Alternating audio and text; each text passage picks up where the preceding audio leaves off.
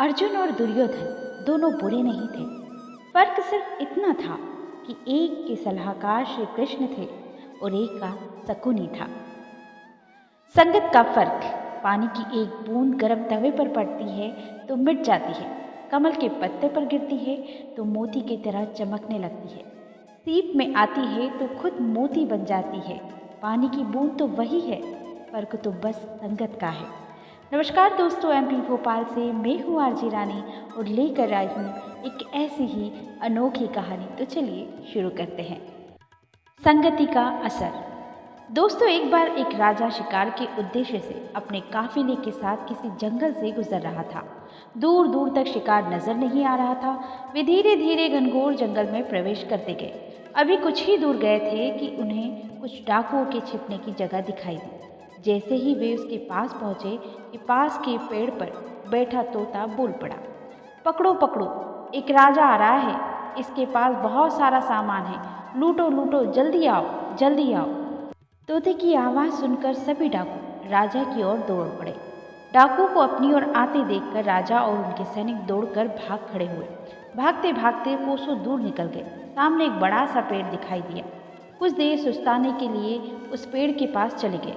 जैसे ही पेड़ के पास पहुंचे कि उस पेड़ पर बैठा तोता बोल पड़ा, आओ राजन, हमारे साधु महात्मा की कुटी में आपका स्वागत है।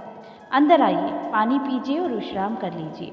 तोते की बात सुनकर राजा हैरत में पड़ गया और सोचने लगा कि एक ही जाति के दो प्राणियों का व्यवहार इतना अलग अलग कैसे हो सकता है। राजा को कुछ समझ नहीं आ रहा था। वह तोते की बात मानकर अंदर साधु की कुटिया की ओर चला गया।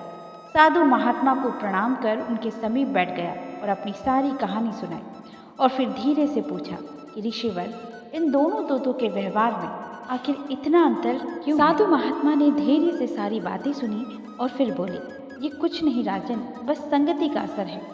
डाकुओं के साथ रहकर तोता भी डाकुओं की तरह व्यवहार करने लगा है और उनकी ही भाषा बोलने लगा है।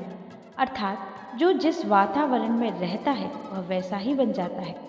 कहने का तात्पर्य यह है कि मूर्ख भी विद्वानों के साथ रहकर विद्वान बन जाता है और अगर विद्वान भी मूर्खों की संगत में रहता है तो उसके अंदर भी मूर्खता आ जाती है। इसलिए हमें संगति सोच समझ कर करनी चाहिए। संगत का हमारे जीवन पर गहरा असर होता है। संगत अच्छी होगी तो हमारे विचार भी सकारात्मक रहेंगे और मुश्किल समय में भी निराशा से बचे रहेंगे। जिन लोगों की संगत सही नहीं है उनका जीवन बर्बाद हो सकता है। बुरी संगत से हम गलत आदतों में फंस सकते हैं, विचार नकारात्मक रहेंगे और जीवन में अशांति बनी रहेगी। दोस्तों, बुरी संगत उस मीठे जहर के समान होती है जो शुरुआत में तो मीठी लगती है लेकिन अंत में हमारे लिए जानलेवा साबित होती है। जिस व्यक्ति को बुरी संगत लग गई हो उसे किसी दुश्मन की ज़रूरत नहीं होती है। कहने का मतलब ये है कि बुरी संगत उसे धीरे धीरे बर्बाद करके ही छोड़ती है। जीवन में संगति का बहुत ज़्यादा असर होता है। मंथरा की संगति के कारण कैकेयी हमेशा के लिए बदनाम हो गई, तो वहीं संतों और सज्जनों की संगति के कारण विभीषण का उद्धार हो गया। तो दोस्तों, जीवन में याद रखें, कबीरदास जी के अनुसार संतों की संग कभी भी बेकार नहीं जाती है। बिल्कुल वैसे ही जैसे मलयगिरी की सुगंधी उड़कर लगने से नीम भी चंदन हो जाता है, फिर उसे कभी कोई नीम नहीं कहता।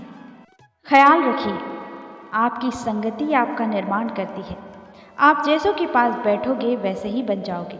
असल में आप उन्हीं के पास बैठते हो जैसे आप बनना चाहते हो। दोस्तों, उम्मीद करती हूँ कहानी अच्छी लगी होगी, तो प्लीज़ वीडियो को लाइक, शेयर और सब्सक्राइब कर लें चैनल को। मैं मिलूंगी नेक्स्ट वीडियो में, तब तक के लिए अपना ख्याल रखिए, हंसते रहिए, हंसाते रहिए। नमस्कार।